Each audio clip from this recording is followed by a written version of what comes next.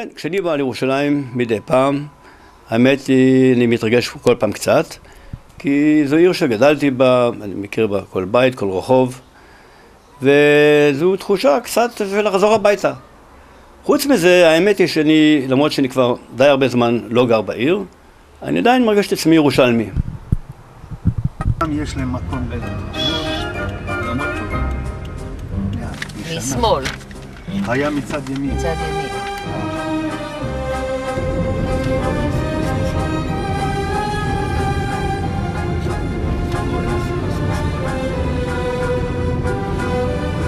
טוב, אז להתראות, אני שמח לראות אותך, כן. טוב, אז זו השכונה, הנה פגשתי מכר ותיק, שגם כן מ-48 ולפני זה, אז אני מתרגש, הנה אתה רואה, אני פוגש גם ותיקים, שכמוני.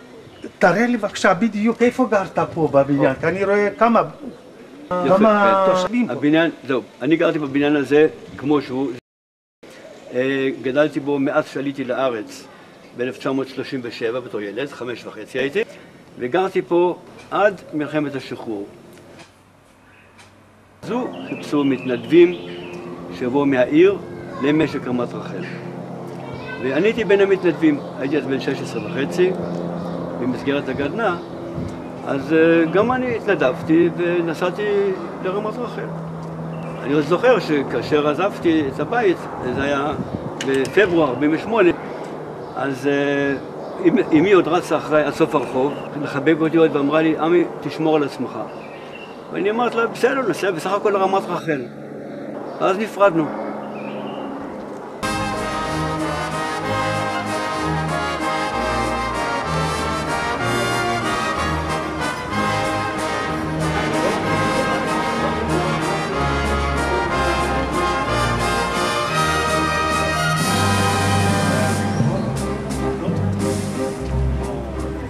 אינטואיציה של התהליך. כן, כן. כאילו... אמרו להוציא באמת ילד, אמרו להוציא, אני אלך שם בסוף.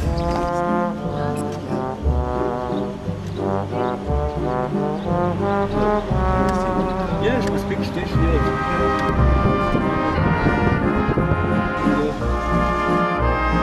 הגעתי למשק רמת רחל בפברואר 48.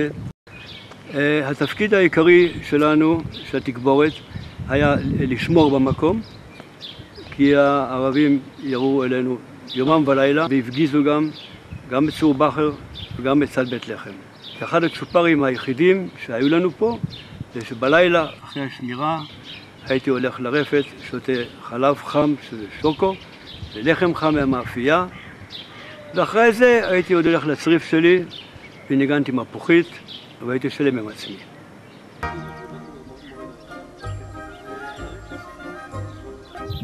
אמיל, אתה היית פעם בית לחם? זו בית לחם. ומהעיר הזאת בא ב-22 למאי הצבא המצרי עם שריוניות ועלו את כל הגבעה הזאת והגיעו עד רמת רחל שהיא כאן מאחוריך.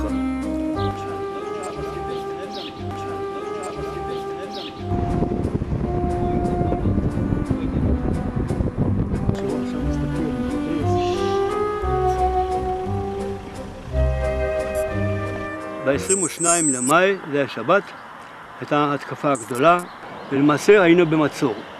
עכשיו ניתנה הוראה, היות המצב היה ממש קשה, וראינו שאנחנו לא נחזיק מעמד, הייתה הוראה כללית לסגת מהמשק.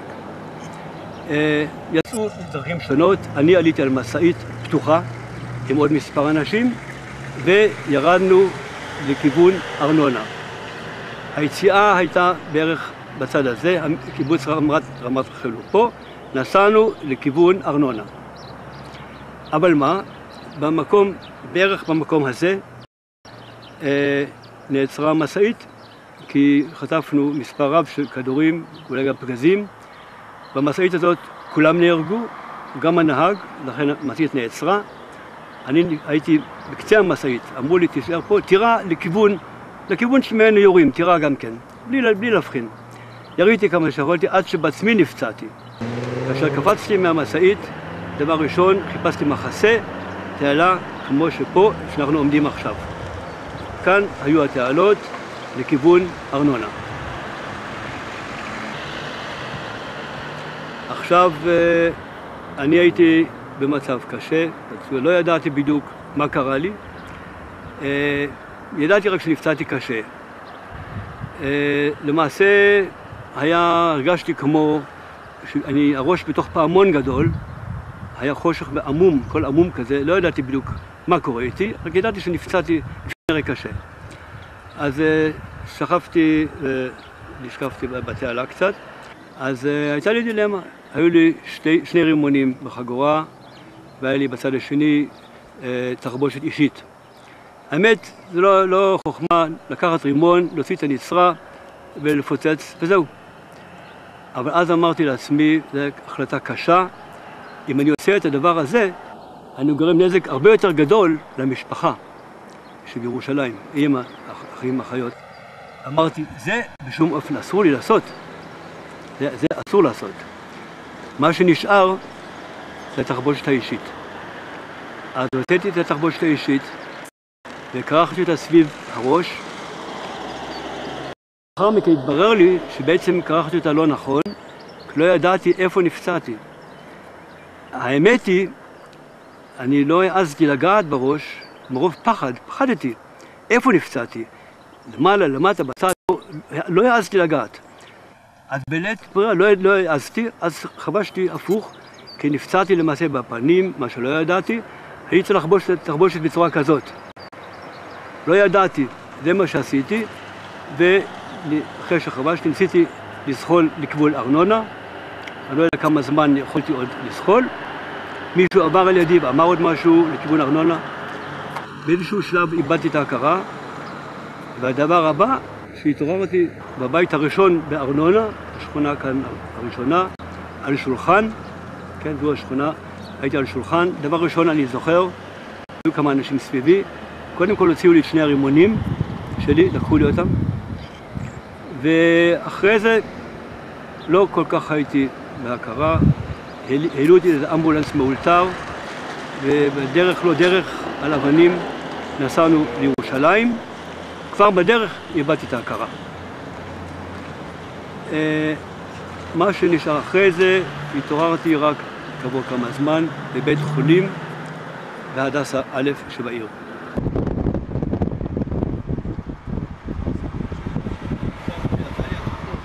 זה נקרא בית חולים הדסה א', במקום בית חולים הדסה שהיה על הר הצופים, שהיה מנותק לגמרי, ילתרו כאן בית חולים. מה אתה מרגיש עכשיו שאתה יושב פה על המדרגות האלה של הבית חולים שפעם היית? האמת זו הרגשה מוזרה, כי זו פעם ראשונה מאז 60 שנה, מאז הפציעה, שבכלל אני מבקר פה. וטוב, אומנם במצב יותר טוב, אבל זה קצת מוזר. אמי, אני עוד זוכר, שהיא אמרה לי, כשהיא ראתה שאני סוף סוף חי, אז היא אמרה, תשמע, אם יצאת מזה חי, עוד יש לך תפקיד בחיים. ואת זה אני זוכר לתמיד. אתה הזכרת שאמא אמרה לך שיש לך עוד תפקיד עוד בחיים. עוד בחיים. כן. אז מה התפקיד? אני חושב שחלק מהתפקיד זה להקים משפחה. אולי גם קריירה, אבל לפחות את הנושא של הקמת משפחה הגשמתי. תודה לאל, יש לי ילדים ונכדים, ואני מרגיש שעשיתי משהו, היה שווה. יופי. אז בואו נראה את הבית חולים. אני אראה לך פה קצת את הבית חולים. אז פה היו המחלקות האלה, של הראשונים שהגיעו, ולאט לאט מילאו את כל המחלקות. זו הייתה שיטה. כעבור זמן פגשתי את דוקטור פלזנטל, זה הרופא שטיפל בי בירושלים כאשר הגעתי פצוע בשדה הקרב. הוא אומר לי, אני הצלתי את חייך. אמרתי לו, איך? ספר לי איך הצלת את חיי. אז הוא אומר, תראה, כאשר באתם, הביאו שם קבוצה גדולה של חיילים פצועים, קשה, שכבר לא היה שום סיכוי להם. אז בכל זאת אמרתי, אתה יודע מה? תביאו לי את זה. את זה תביאו לי. וזה? זה אני. תודה, דוקטור, אמרתי לו. אתה עוד פגשת את הדוקטור? לא, לדאבוני לא פגשתי אותו, אבל אני אזכור אותו לטובה כל החיים. הסיפור, ב-11 ביוני היה יום ההפוגה הראשון, ובמקרה גם יום הולדת שלי, 17, ואני בבית חולים פצוע. אז אמי רצה מהר העירה, ונתנה לי שעון. החברים הביאו לי משחק שח. וזהו. השעון עדיין נמצא אצלך? לא, לדאבוני, אין לי כבר את השעון, אבל את משחק השח עוד שמרתי, אני אפילו עדיין מדי פעם משחק בו. כאשר שוחררתי מבית חולים הדסה בירושלים, עברתי לבית חולים מספר 10 בחיפה, כיום בית חולים רמב"ם. אחת הפריבילגיות שהיו לי בבית החולים, שהרשו לי אחרי כיבוי אורות לנגן לחיילים הפצועים שהיו איתי במחלקה במפוחית כל ערב עד שנרדמו.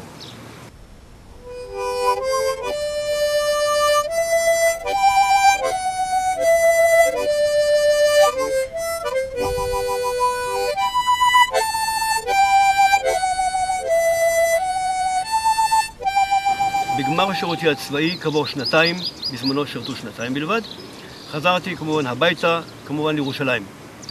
כאשר פרשתי לפנסיה, עשיתי קורס פרסום, והתחלתי לעבוד במשרד פרסום גדול מאוד בתל אביב, שם עבדתי 21 שנה, בתור צלם בבית. וכיום אני צלם בטלוויזיה הקהילתית בנתניה. אז אני שמח מאוד שנפגשנו, ואני מאוד מאוד מאושר איתך. על הכיפאק. יופי. תודה. תודה רבה.